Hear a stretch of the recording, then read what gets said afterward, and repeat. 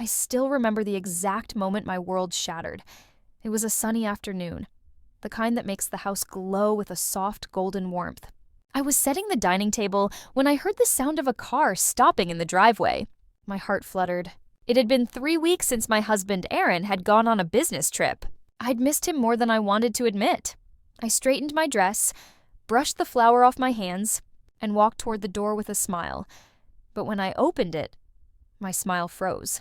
Standing beside Aaron was a woman, young, pretty, her hand resting gently over a round belly that couldn't be hidden even under her expensive coat.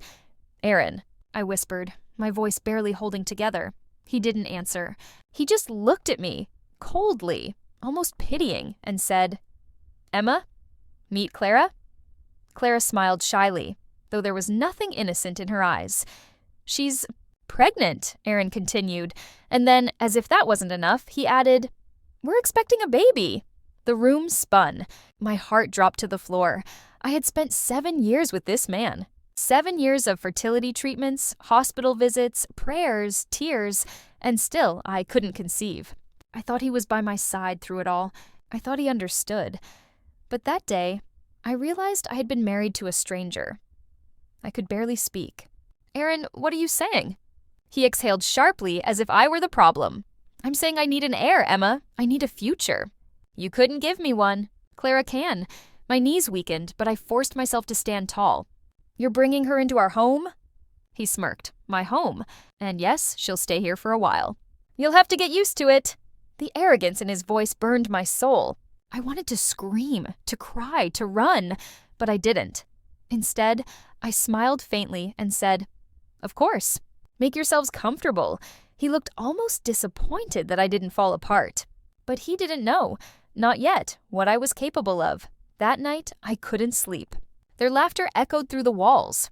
From the guest room, I could hear Clara giggling, her voice soft and sweet, the way I used to sound before life turned me bitter. I lay awake, staring at the ceiling, replaying every lie Aaron had told me.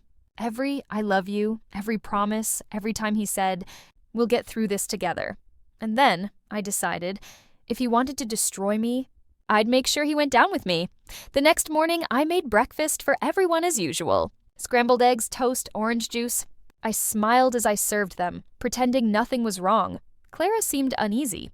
She probably expected drama, maybe a slap or two.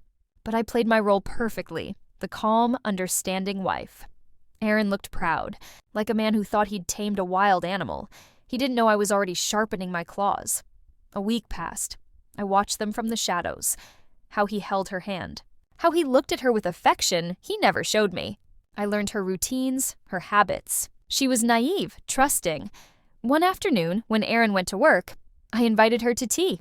She hesitated but agreed, perhaps out of guilt. As we sat in the garden, I said softly, "Clara, you're brave. Carrying a child, especially for a man like Aaron.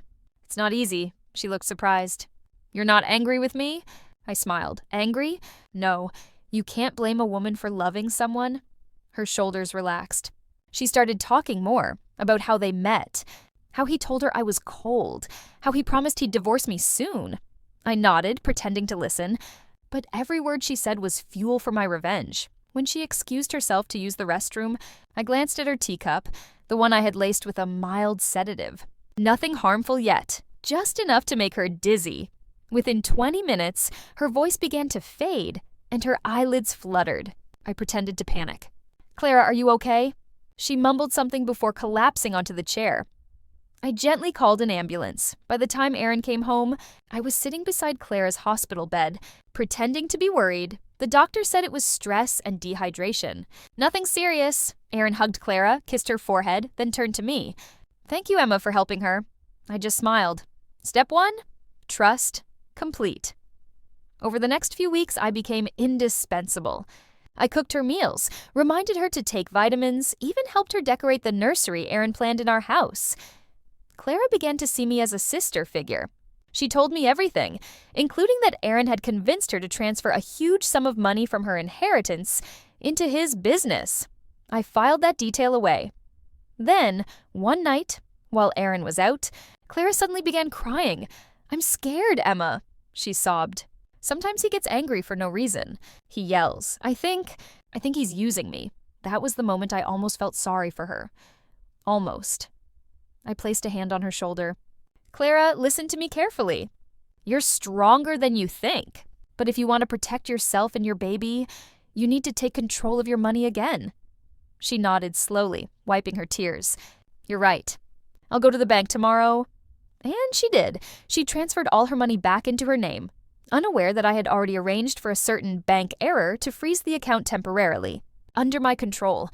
Aaron was furious when he found out. He stormed into my room that night, eyes blazing. What did you tell her? I looked up from my book calmly. I told her to be careful. You would have done the same if you loved her. He slammed the door and left. That was the first crack in his perfect little world. Days turned into weeks. Clara grew weaker, partly from stress, partly from the subtle toxins I was introducing into her food. Nothing that would harm the baby yet, just enough to make her dependent on me. Aaron started drinking more. His business began to crumble after a few anonymous tips reached his investors. Every night, I watched him unravel, and it was delicious. Then came the night everything changed. It was raining heavily. The house was dark except for the faint glow from the living room lamp. I heard Clara scream upstairs. I rushed up and found her standing by the mirror, pale and trembling. She was holding an envelope. Aaron's divorce papers. He was going to leave me too, she whispered, tears streaming down her face. After everything, he was going to abandon me once the baby was born.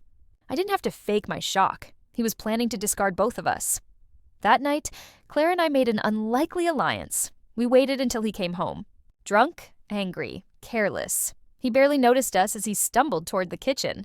I offered him coffee, his favorite, strong and sweet. He didn't know it was laced with the same sedative I'd once used on Clara. Within minutes, he was slumped on the couch, groaning. Clara looked at me, terrified. What now? I smiled.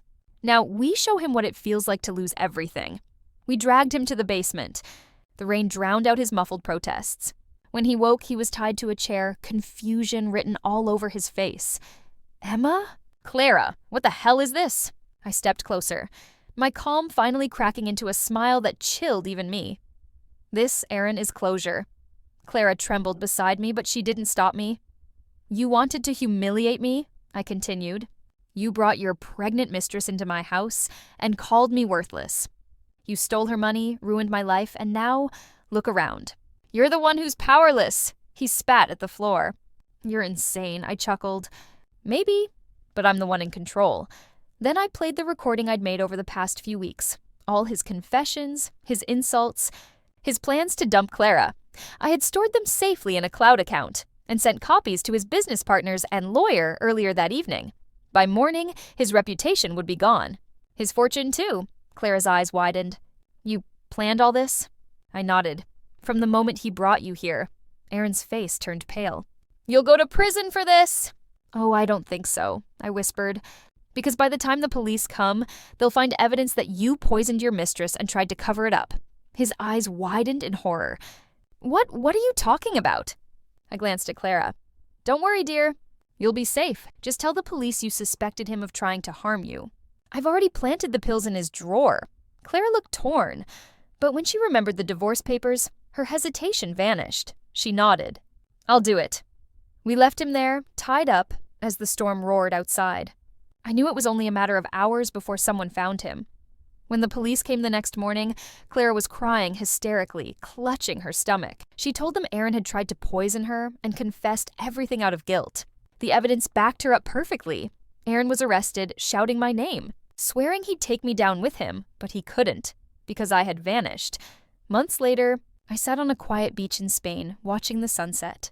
Clara had received full custody and control over the remaining assets. She sent me one final message. He's in prison. The baby's healthy. Thank you. For saving us both, I smiled. I wasn't a hero. I wasn't even sure I was human anymore. But for the first time in years, I felt free. Final scene. Voiceover ending. Soft. Slow tone. People think revenge is loud. A scream, a fight, a bullet. But real revenge? It's silence. It's watching them fall apart with the same hands they used to hurt you. Aaron thought I was broken because I couldn't give life. But what he didn't realize was that I could take it away piece by piece without ever lifting a knife. Did you love this story? Heart-pounding twists, raw emotions. It's all about second chances and unbreakable bonds. Drop a comment. Which part hit you hardest? The plane reveal? The beach reunion? And hey, which city are you tuning in from? Let's chat below. I read everyone. If this tale touched your soul, hit that super thanks button. Your support fuels more gripping life stories like this. Check the screen for 2 must-watch new ones on the channel.